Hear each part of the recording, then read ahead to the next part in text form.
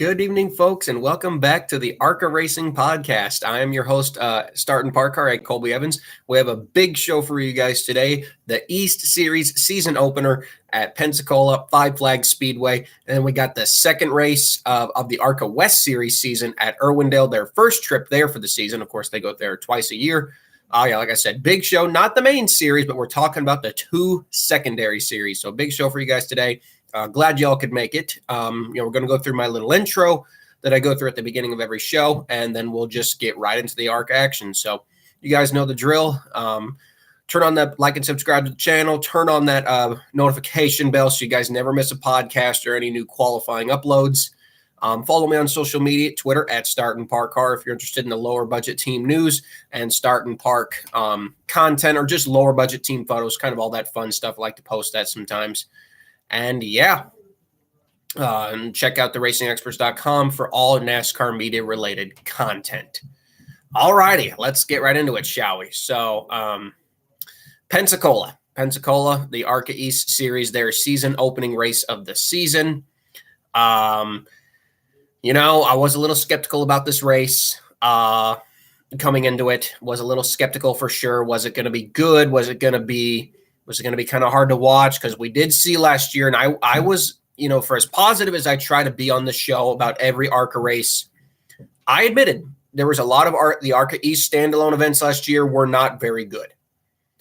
And I was worried that maybe this past weekend's race at Pensacola was unfortunately going to fall into that same category. To an extent, I will say it did not. Yes, William Sawalich did lead flag to flag, but it was not a case where he simply won by 3 seconds. No, he had to work for it every single lap for about the last 40 laps. And we'll get into that when we get into our race review. But overall, I thought the race itself was okay for what we kind of got for a field, only 10 full race cars. I thought the race itself was okay. Not as bad as I thought it was going to be. And that's being very honest. Our entry list, we had 16 cars on the original entry list. The 48 of Brad Smith withdrew. Some cars that actually that were told to me originally had planned to show up were the number 1 from Ben Kennedy Racing, the 02 of Young's, the 44. I'm reading this off my phone just in case you guys wonder what I'm looking at. The 44 from Jeff McClure, and the 60 from Josh Williams' team. Also noted was going to be Ashton Higgins, the 49 car. They got their car repaired from Bristol. They just don't have the sponsorship to go. Those cars were expected to show up. So we were possibly going to have 20 cars for this race, which would have been a really decent amount of cars for an ARCA East season opener for sure. Unfortunately, like I said, we only had the 16 show up, and then Brad didn't show up. So we only had 15 for the race itself. The practice, this was actually one of the rare times where we had a practice and qualifying session. 14 of the 15 cars took a practice lap. The 98 of Dale Shear did get on track. The 98 did show up. 98 was on track, but had an engine issue, legitimate mechanical issue. Luckily, Dale knows, he talked to some people who were there. They know what the problem is. It just couldn't warrant them going out there and possibly blowing it up. But by attempting a practice lap, they will get credit for technically starting the race as well. 14 of the 15 took a practice lap. Slowest was Nate Moeller, obviously doing the Startin Park for Wayne. He ran 10 laps. Wayne usually lets Nate run some practice laps and then runs 2 laps in the race. So glad for Nate getting some track time. It's got to be fun for him. Rita Goulet, she actually ran a lot of laps. This was a former Rita Thomason from last year. She got married, of course, in the off season. She was still, I would say, pretty slow, 2.5 seconds off. Dallas Fruet, he was back for his Startin Park in the 01. Ed Pompa, and then Tim Monroe. Shout out to Tim Monroe, by the way. So Tim Monroe drives the hauler, drives the car, and crews another car. So shout out to Tim Monroe, man. He literally does it all at Fast Track Racing, and that's respect. That's massive respect right there for Tim Monroe. So He was 10th. Tanner Arms was 9th. Zachary Tinkle was 8th. RJ Smotherman, the teammate for Tyler Reef, was 7th. Sean Hingorani, this is kind of where the real competitive cars are, because the top 6, like I predicted, the top 6 would kind of be your good cars. And then you had pretty much the 40, 60, 11, and 95 in their group. And then you kind of had the stragglers, if that kind of makes sense to you guys. So then we had the Fast 6. Sawalich was 1st. Jake Finch was 2nd. Luke Fenhaus was 3rd. Tyler Epp was 4th. LeVar Scott was 5th. And Hingorani was 6th. But you did notice, Sawalich, he was only half a tenth faster than Finch. So it's like, yes, the 18 still showed its promise. Yes, the 18 still showed its speed. But as we've seen, it's not by as much as we saw with Ty Gibbs and not as much as we saw with Sammy Smith. So that 18 is vulnerable. We do know that. Coming into qualifying, Sawalich again won the pole. Jake Finch was 2nd. Luke Fenhaus was 3rd. Kind of the same thing, basically the same top 6 from practice. The only real changes were Tanner Arms was up to 7th. Zachary Tinkle was down to 9th. Rita and Nate were 13th and 14th again. Again, Dale Shear was out for the qualifying line, but to make it look like they attempted, he didn't complete his lap. Coming into this, though, we actually had some problems on track. The 31 of Rita Goulet actually crashed coming in from her qualifying lap. She came in too hot and hit the wall pretty good. Actually tore the car up pretty well. And unfortunately, I can't pull up a live image on the computer, but I do have one right here on my phone, and I'm going to pull it up for you guys. So if you guys can see, there's the 31 car, and you can see just all the damage that happened right there. I'm not sure what happened. There was not many witnesses who saw it. Some of the friends that I had that were there were not looking in that direction at that specific time. So really probably the only person who knows what happened was Rita and maybe her spotter. Kind of sucks because I had some friends working on the 31, so I wanted to see them at least start the race and get at least finish the race. That's kind of what I wanted for them. So it sucks to see that they couldn't start the race. Too much damage to the left front suspension. And the 98, of course, as well, of Dale Shear. They were both rolled out for the autograph session, but they both pushed their cars off afterwards as well. So basically, right when they fired engines, Dale's car was immediately pushed behind the wall. So we were going to have 14 cars start this race. 14 cars started this race. Nate pulled off after 3 laps immediately. Shout out to Wayne Peterson, by the way. If you guys watched the broadcast, Wayne was actually on the spotter stand. So that means Wayne Peterson now officially sets the brand new record in ARCA for the oldest spotter in ARCA series history at 84 years old and 305 days. The oldest ARCA spotter in history. And I don't think that record's going to be topped. But I love that. Uncle Wayne, man, at 84 years old, man, he really can still do it all. And he moves around very good for a guy who is 84. So the race started as predicted. Sawalich got the jump on the field, but Jake Finch was hanging there right with him. It's not like the 18 was getting away. Even through the first run of the race, he wasn't getting away by much. Fenhaus definitely had a long run car. He fell back early. He fell back to 6th, but then quickly made his way back up through the field, back up to 3rd, and eventually back up to 2nd. The other starting parks after Moeller, Dallas Freeway ran 22 laps, and Tim Monroe ran 37 laps. They would finish 12th and 11th, leaving the final 10 cars to run the rest of the distance. But yeah, so Sawalich was leading the race, but he was not dominating. Like I said, the 20 was staying there right with him. Same with the 28 of Luke Fenhaus. It was obviously noticeable coming in that the 41 of Tyler Riff was not showing the same speed that we had seen at Phoenix. And it begs the question. We know that they had purchased a lot of ex-DGR cars, but it's not like their whole fleet is old DGR cars. So I wonder if maybe this was an actual legitimate Loudon Jackson entry, judging just based off of the speed and how I really expected more out of them for this race. So it wouldn't shock me if maybe this was a race where they just brought one of their own instead of actually bringing an XDGR car. So, because the 41 really wasn't a factor the entire race at all. Same with LeVar Scott. The 6 definitely did not show as much speed as I thought he would. Hingorani struggled early, but he would come around by the end. But yeah, like I said, the 18 was the dominator, but the 28 and the 20 were definitely top-tier contenders. And even throughout that run, the first 100 laps, this race went caution-free. Despite the halfway break, this race went caution-free. You know, the 20, he could hang with the 18 for about the first half of the run, and then he would fall off. And then the 28, he would not be good in the first part of the run, but then would come in later. And by the end of that first run, 100 laps in, you know, the 28 was right there. But it was pretty obvious watching their cars.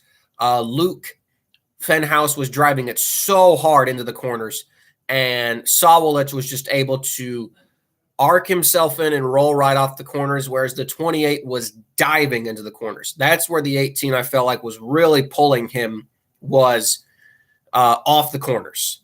And because he couldn't get off the corners, he could never set up for a dive bomb like going for the position. And that's where the 18, I feel like, was beating him lap after lap after lap after lap. Coming to the halfway break again, because like I said, no cautions at this point. We'd only had the other guys. Ed Pompa was the slowest of the straggler cars. He was multiple laps down. Tinkle, Arms, and Smotherman were all running. They were kind of in their own group. Tanner was the quickest out of them. RJ was the second quickest, and Zachary was right behind them. But they were all kind of running with each other. They were about 3 or 4 laps down. But the 6 cars were all still on the lead lap, except for the 41. The 41 had actually gone a lap down in the first run. So that, like I said, that really tells me that car was not as hooked up maybe this weekend. And hopefully that they will get their stuff together for the next one at Dover. So LeVar got the free pass at the halfway break. Sawalich, like I said, they got their tires. Luke got their tires. Jake got their tires. Notable this, speaking about the 20, by the way, this was a Phoenix Racing entry using Venturini's number 20. I don't have a picture of it right now to show you guys, but if you remember what Jake Finch's number 1 car looked like last year, the matte black with the red and white stripes at the bottom, it was basically that. It was that with except the number 20 on it, a red 20 on it instead of their number 1. And I believe that says a lot about this year. I think Venturini will run 2 full-time East entries, the number 20 with multiple drivers, and the 15 with, of course, Sean Hingorani. And then you'll have probably the 55 and 25 running sporadic East events. I know Venturini is supposed to have all 4 at Flat Rock. I believe so. I believe he'll have all 4 at Flat Rock. But I believe they'll be running 2 full-time East entries because there's no real reason why they wouldn't have the 20. Why would they have the number 20 be Jake Finch and not let Jake run his own number? So I feel like come Dover, we will see Venturini's 20 car again. That's for sure. So we come back from the break. Again, our only caution. We get the green flag with 96 laps to go. And, we see pretty much the exact same thing. The 18 of Sawalich pulls out to the front. But Jake Finch is hanging right there with him. Like he's not like a 3 seconds back, but he's about a car length behind. Hingorani had an amazing first couple laps after the restart. He got up to as high as 3rd, passing both Finch and passing Fenhaus and catching Finch, but then he fell off. And then, like I said, just like the first run, the 28 started to come back in, but it almost felt like he got too far behind and had to use up too much of his tires to get back to the 18 because he was at 1.3.5 seconds behind. That's how good of a car Luke Fenhaus had. Had he had that long run speed the entire time, I'm sure he would have passed him. He would have probably passed him. So by then, Jake had fallen back to 3rd. Hingorani had fallen back to 4th. and they had just kind of stabilized. LeVar had stabilized in 5th. Tyler had stabilized in 6th. Zachary in the late run, actually, shout out to Zachary Tinkle. He had actually come alive in that last run, passing both the 95 and the 46 to move up to 7th. But yeah, like I said, not much changed up front. And even though the 28 was there, and this is where I will say the race actually got interesting for me, was, the 28 caught the 18 with about 40 laps to go. And it was about a car length apart for about literally the last 40 laps. The 18, you could say, yes, he led flag to flag, yes. But he had to hit picture-perfect corners every single lap, picture-perfect laps. He had to basically run 40 straight qualifying laps to keep the 28 from behind him, because if the 28 had gotten out front, he was going to pull away. I think another thing that was hurting the 28 was lack of drive off and dirty air. I think that was definitely hurting the 28's performance. But I think if the roles had been reversed, there's no way the 18 would have passed him. So Luke, he just, like I said, he couldn't get the drive off, dirty air. And the 18, he tried his best, but the 18 was just too strong. William Sawalich, shocker to everyone, gets his first ARCA Menard Series East win. Joe Gibbs Racing has now won 14 out of the last 15 ARCA East events. What does that tell you? And that includes from the 18 and 81 car entries. So Joe Gibbs Racing definitely dominating the ARCA East Championship. And if it wasn't for a Dover crash in 2020, they would have won that championship too. Because right now they're going for 3 straight championships in the drivers division with Sawalich. And they're off to a good start. He's got a 7-point lead over everybody going into Dover.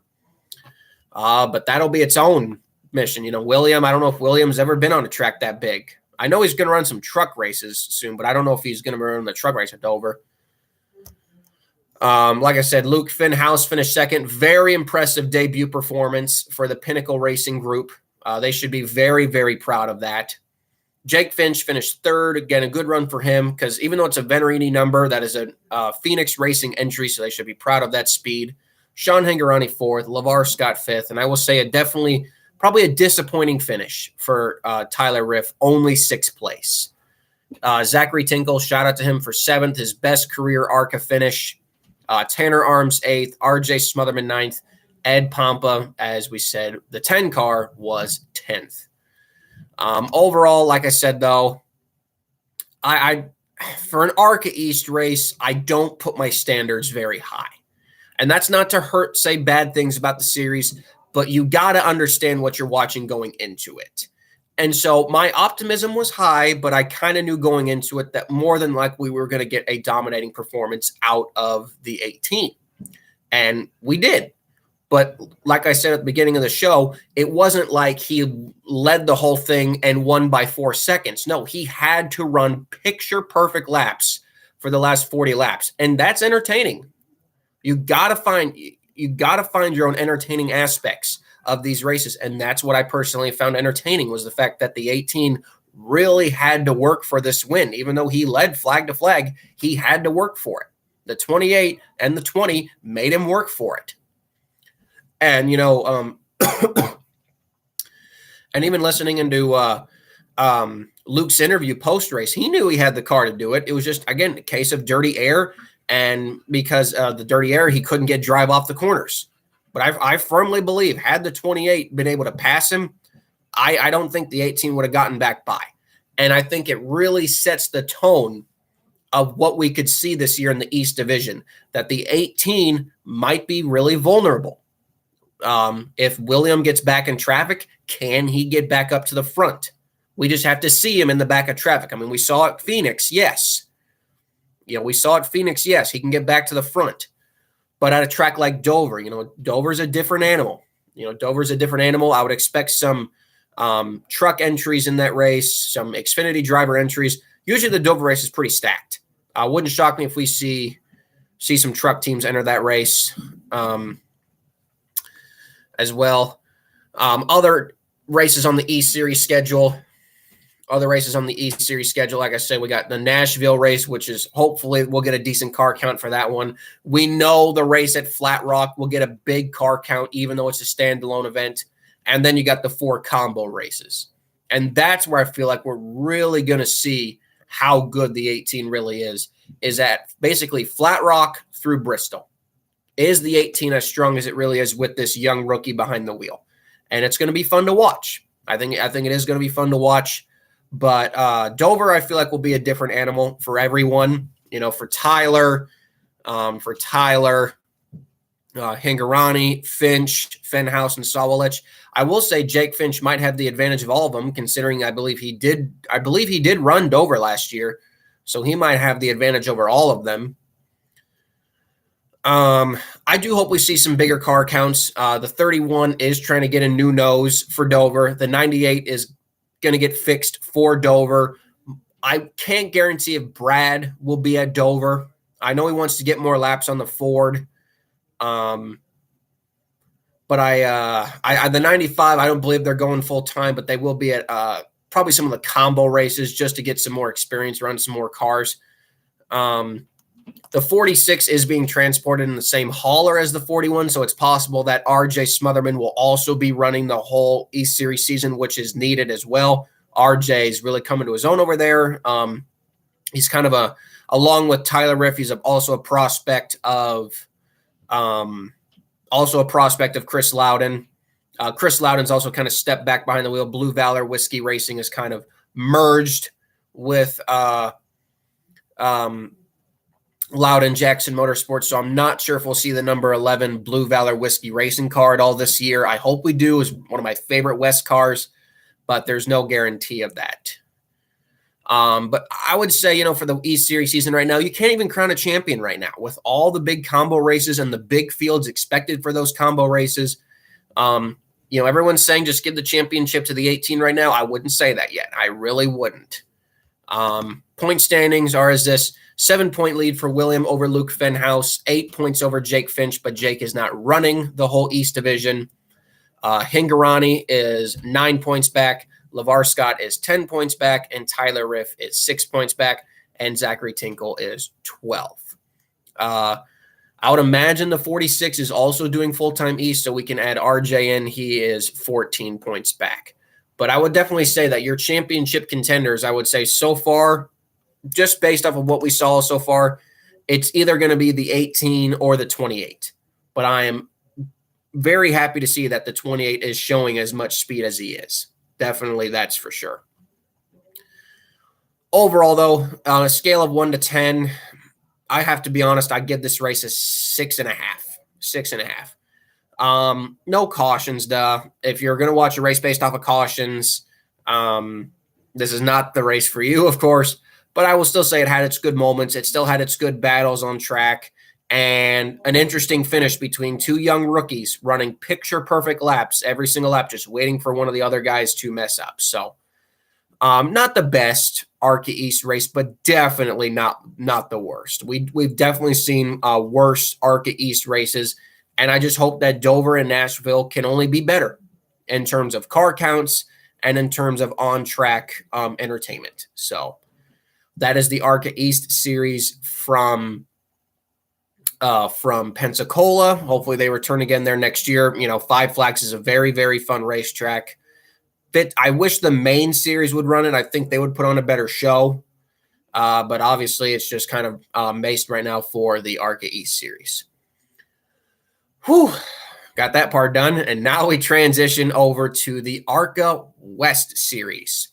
The ARCA West series will make their I usually call this their official debut of 2023, considering that, their race number 1 was at Phoenix, and that was a combo race, and most of the time we see the main series guys take it to them, although we didn't see that this year. We did see Tyler Riff, capitalize on that opportunity and win that race. William was more than likely going to win that race if he had not gotten crashed. But Tyler went on to win that race. First time a West Series regular won that race in quite a while. And kind of really set the tone for the season. That 41 team is definitely going to be a force to be reckoned with.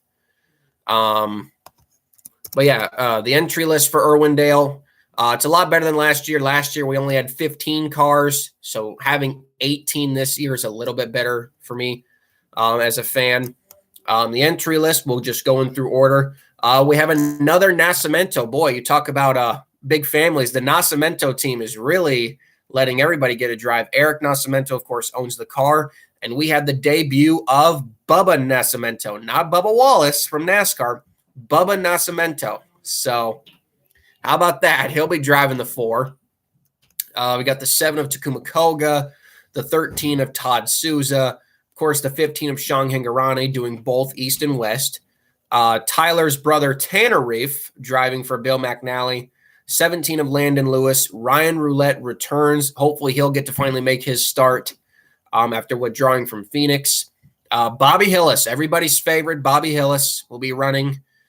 Tyler Riff, of course, RJ Smotherman, because they're going to run 2 cars. This is kind of interesting right here. High Point Racing, the former Bob Roncati's team. They purchased a lot of the Sunrise Ford equipment. Tanner Reif. Okay, thank you, Steven. Reif, sorry. Reif, thank you. Sorry. If I butchered those names, I apologize. Tyler Reif, RJ Smotherman. High Point Racing purchased some cars from the now defunct, sadly, Sunrise Ford. Trevor Huddleston will be in the 50. And Jake Ballman will be in the 55, a second entry out of High Point Racing. So that's cool to see, expanding their organization. Kyle Keller, another Jerry Pitts team. He's the teammate for Takuma Koga. Jalen Mack. It'll be interesting to see if this car actually shows up. The 83 of Jalen Mack has been on the entry list a couple times, but hasn't actually shown up to the track. So I hope this time they actually do. Of course, Bradley Erickson and the Naki Kluwer team. Ethan Nascimento in the 04 and David Smith in the 05. Definitely, I would say a pretty solid field of cars. Some of the entries I do miss. I miss the Pedroncellis. I miss Sunrise Ford Racing, but it was only bound to time. Bob Roncati was getting into his late 70s, so it was only a matter of time before, unfortunately, we would lose Bob Roncati's organization. They're still going. I think they're running junior stocks or something, but they're just not running ARCA West anymore. But yeah, I would say a very solid still entry list, considering that we only had 15 for last year. So definitely it could have been worse. So I'm not going to complain. No real starting parks I see in the field. The 27 of Bobby Hillis, he might be a starting park, but usually we did see Bobby starting park a lot of 2020. So if there was going to be one starting park, I could see it being Bobby, but at the same time, I'm not going to say he is for sure. Basically, we only know when the race itself starts. But yeah, 18 cars. Other than that, the other 17 will be running the whole race. The Nascimento cars, they don't start in park. RJ, not a start in park. Nick Jonadis, PP1 Motorsports, Joe Nava, they won't start in park.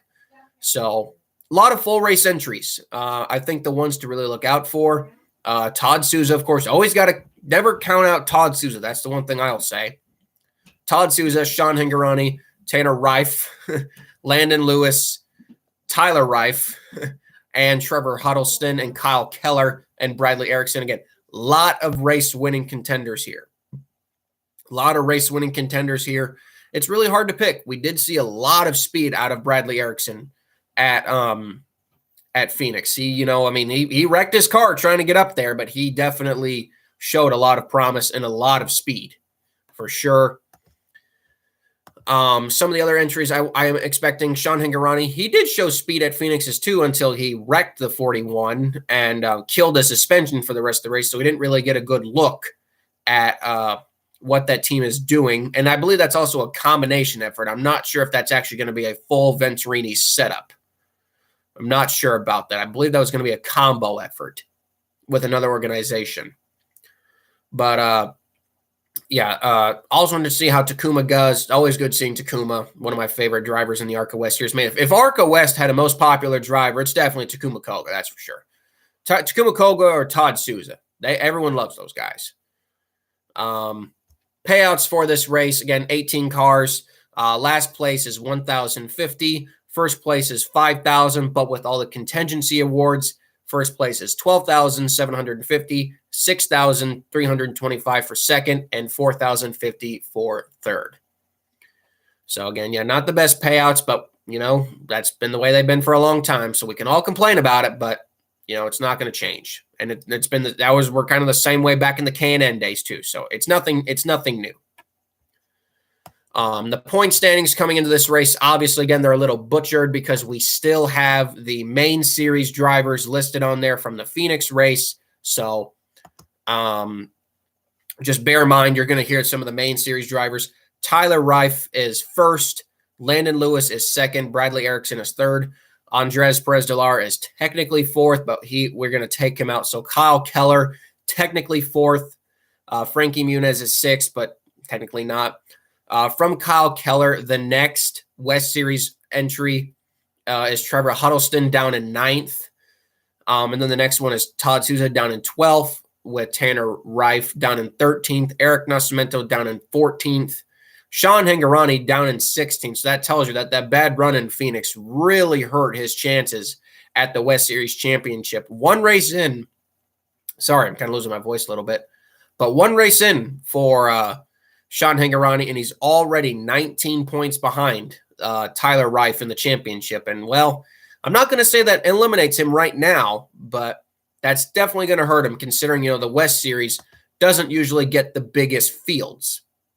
Doesn't usually get the biggest fields, and 19 points. I mean, you could already say, unless something happens to the 41, you could say the 15's championship is all but over unless something magic happens for them. Other West Series drivers in the field, Takuma Koga was 19th in points. Bobby Hillis was down in 25th. Ethan was down in 26th. RJ down in 29th. And I believe he was the last West Series driver to compete at Phoenix. So our new West Series drivers that were not at Phoenix, of course, Jake Bullman, Nick Jonides, Jalen Mack, Bubba Nascimento, and Ryan Roulette, of course, will be our new entries that we'll be seeing. So after this race, we'll really get a look at the point standings for this season.